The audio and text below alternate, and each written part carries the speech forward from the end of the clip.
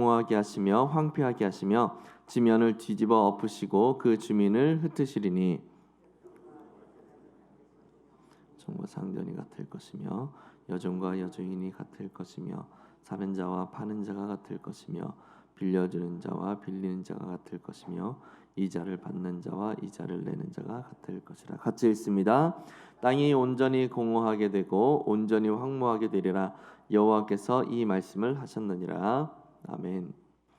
열방 가운데 하나님의 심판이 임하실 것이라는 사실을 강하게 말씀하고 있습니다. 여호와께서 땅을 공허하게 하시고 황폐하게 하시고 또 지면을 뒤집어 엎으실 것이고 그 주민을 흩어버리실 것이라고 이렇게 이야기하죠. 이로 인해서 땅이 온전히 공허하게 될 것이고 슬퍼하고 쇠잔하며 세계가 쇠약해질 것이라고 말씀하시는데, 이는 그들이 율법을 범하여서 율례를 어기고 영원한 언약을 깨뜨렸기 때문이다라고 그렇게 말씀하고 계십니다. 세계 민족 중에 이런 일이 있으리니 곧 감람나무를 흔듦 같고 또 포도를 거둔 후에 그 남은 것을 주움 같을 것이라라고 말씀하고 계시죠. 우리 내용 관찰로 들어갑니다. 이사야는 하나님께서 이 땅을 심판하실 때 심판의 대상이 누구라고 하십니까? 1절에서 땅을 공허하게 하신다라고 말씀하시는데, 이는 이 지구상에 있는 모든 민족을 가리킵니다. 4절에서도 밝히고 있죠. 세계가 쇠약하고 쇠잔하게 될 것이고 세상 백성 중에 높은 자가 쇠약하게 될 것이다 라고 말씀하세요. 또 13절에서는 이런 심판의 모습이 세계 민족 중에 일어나게 될 것이라고 말씀을 하죠.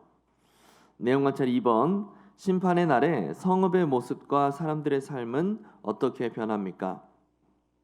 8절에 보면 소고치는 기쁨이 그치고 즐거워하는 자의 소리가 끊어지고 수금 타는 기쁨이 그치게 된다라고 말씀합니다.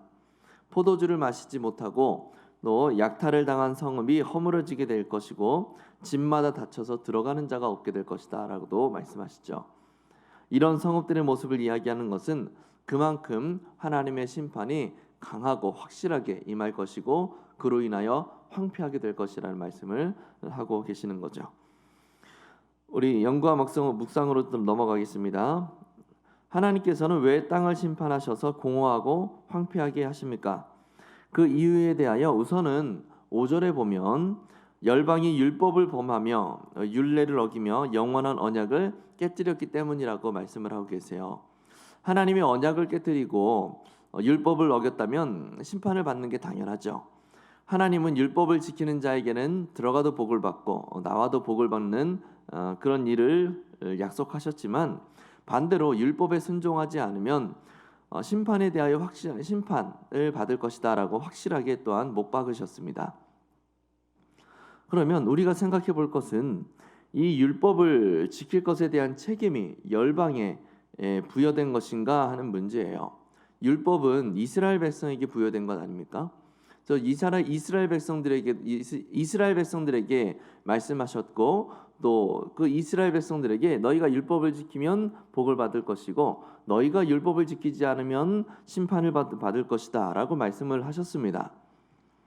그런데 왜 다른 민족에게까지 율법을 지키지 않았으니 심판을 받을 것이다 라고 말씀을 하시는 것인가? 하나님의 언약은 이스라엘 백성들에게 주어진 것 아닌가라는 거예요. 그것은 원래 이스라엘 백성들에게만 부여된 것이 아니라 죄로 인해 타락하게 되고 하나님과 단절되면서 모든 하나님과 단절된 그 모든 자들에게도 동일하게 부여된 규칙인 겁니다. 원래 하나님이 인간을 창조하실 때 하나님의 법칙대로 살아가게끔 만드신 거예요. 그 안에서 살아가게끔 규칙을 주신 거죠. 그런데 모든 인간이 하나님의 율법을 따라 살아야 되는데 죄로 인해서 타락하게 되고 하나님과 단절되면서 그 율법, 하나님이 정하신 규칙을 지킬 수 없는 존재가 되어버린 겁니다. 그래서 하나님은 한 민족을 택하셔서 그들로 하여금 하나님과 단절된 모든 백성을 하나님께로 다시 돌아오게 하시려고 이스라엘을 택하신 거예요. 이스라엘을 통해서 열방이 하나님이 정하신 그 규칙을 지키면서 거룩하고 신실하게 살아가도록 만드심으로 죄로 인한 심판을 면하게 하시려고 했던 거죠. 하지만 하나님의 그 목적을 이스라엘이 제대로 수행하지를 못하게 된 겁니다. 이스라엘도 다른 이방 민족들도 그들이 심판을 받게 되는 이유는 결국 하나예요. 동일한 거예요. 하나님의 율법을 지키지 않았기 때문에, 하나님의 언약을 떠났기 때문에 그들이 심판을 받는 겁니다. 다만 이스라엘은 먼저 부르심을 받은 민족으로서 열방을 향하여 하나님의 심판이 임할 것이라는 소식을 전하며 파수꾼의 역할을 감당할 사명이 추가로 주어졌던 것인데, 그들이 파수꾼의 역할을 제대로 수행하지 않았을 뿐만 아니라 오히려 우리에게만 구원이 있다, 하나님이 우리에게만 율법을 주셨다라고 하면서 이방 민족을 배척해버리는 매우 패역한 자세를 취해버렸던 겁니다. 그 결과 수많은 민족이 율법 아래 심판을 당하게 된 것이고, 이스라엘은 파수꾼의 역할을 제대로 감당하지 않았다라고 하는 죄목이 하나 더 붙게 되는 거죠. 요지는 무엇입니까? 이스라엘 백성이든 이방 백성이든 모두 하나님의 율법을 지키며 하나님의 언약 안에 머물러야만 한다라는 겁니다. 그리고 그렇게 하나님의 언약을 떠나서 율법에 순종하지 않는 모든 민족을 향하여 하나님은 그 책임을 물어 심판을 내리시는 것이고요. 그것이죠. 느낀 점입니다.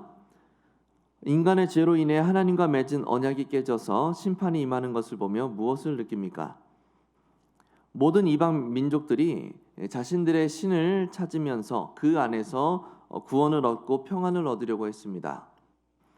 그들은 하나님을 알지 못했기 때문에 하나님의 율법은 고사하고 헛된 것들 가운데서 인생의 통로를 찾으려고 애를 쓰는 거죠. 하나님, 우리는 하나님이 있는 줄도 몰랐습니다. 우리 하나님의 이름도 들어본 적이 없습니다. 하나님의 심판대 앞에서 이렇게 말을 하면 그들의 죄가 용서를 받을 수 있겠습니까? 그렇지 않죠. 우리는 모두 자기 자신의 죄로 인하여서 심판을 받게 돼요. 아무도 그것을 핑계할 수 없습니다. 그런데 하나님을 몰랐던 자들이 세상에는 너무 많아요.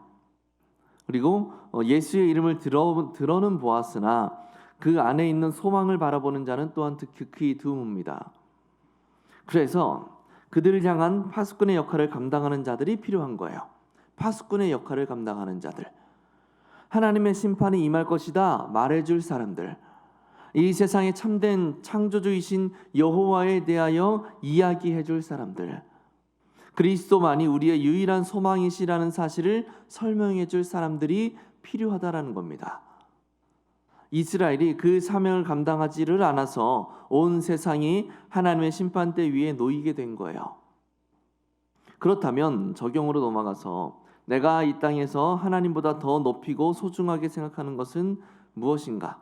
조금 더 우리가 시선을 옮겨봤으면 좋겠는데, 우리가 내 가족을 그리스도에게로라는 제목으로 새생명 축제를 기획하고 있죠. 그렇다면 지금 교회를 떠나 있는 나의 가족들, 형제들, 그리고 자매, 친인척들이 하나님처럼 여기고 있는 것은 무엇인가? 옆에서 그들의 모습을 가만히 들여다보면 그들이 어디에 집중하고 있는지, 그들이 무엇을 기대어 살아가고자 하는지가 보이지 않습니까?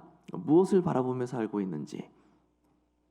그렇게 하나님의 언약을 떠나 있는 그들에게 필요한 것은 우리 가족이 의지하고 있는 그거, 붙들고 있는 그것이 아니라 하나님을 붙들어야 한다라고 외쳐줄 파수꾼의 존재인 겁니다.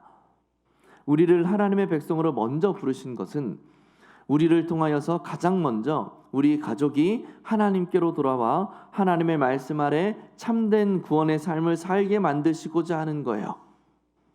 그런데 마치 이스라엘 백성들처럼 우리가 파수꾼의 역할을 제대로 수행하지 못한다면 결국 사랑하는 가족들은 하나님을 모른 채 그렇게 앞으로도 살아가겠죠.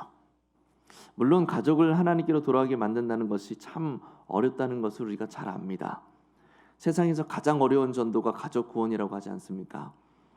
그래서 교회에서 함께 힘을 합쳐서 파수꾼이 되어보고자 새생명 축제를 계획하고 진행하는 것이죠. 혼자의 힘으로는 어려우니 우리가 함께 기도하면서 힘을 내어서 우리 사랑하는 가족을 주님께로 인도해 보고자 하는 것 아니겠습니까? 한 사람은 패하겠거니와 두 사람은 맞설 수 있으니 세 겹줄은 쉽게 끊어지지 않는다라고 성경에서 이야기하잖아요. 혼자서는 힘들죠. 하지만 온 성도가 함께 힘을 모아서 기도하며 힘써 나아간다면 분명히 생명을 구원하시는 하나님의 은혜의 손길이 우리 이 길동교회 가운데 임하게 될 것입니다. 그리고 무엇보다 어렵다고 해서 포기할 수 없는 것이 우리 가족의 구원 문제 아니겠습니까? 따라서 우리가 이렇게 결단해 봤으면 좋겠습니다. 나의 가족이 세상 가치관을 따르지 않고 하나님과 맺은 언약 안으로 다시금 돌아오도록 하기 위하여서 내가 파수꾼의 역할을 감당하겠다라고 하는 그 결단이요. 하나님의 언약 안에서 놀라운 일을 이루실 하나님을 기대하면서 나아가는 거예요. 또 이미 하나님은 언약을 이루실 충분한 능력과 준비가 되어 있으시니 내가 파수꾼의 역할을 감당하기만 하면 된다라고 하는 그 하나님의 일하심에 대한 믿음으로 나아가는 거죠. 내가 먼저 애쓰지 않는다면, 우리 가족을 향하여 내가 먼저 파수꾼의 역할을 감당하지 않는다면 어떻게 다른 이들에게 그 역할을 대신해 주리라 기대할 수가 있겠습니까? 가장 사랑하는 사람들이 먼저 그 일을 감당해야죠. 우리가 그 믿음과 그 애타는 마음으로 다시 한번 사랑하는 가족들을 위한 파수꾼이 되어서 하나님의 구원의 역사를 이루어갈 수 있는 하나님의 사람들 될 수 있기를 예수님의 이름으로 간절히 축복합니다. 우리 같이 기도하겠습니다.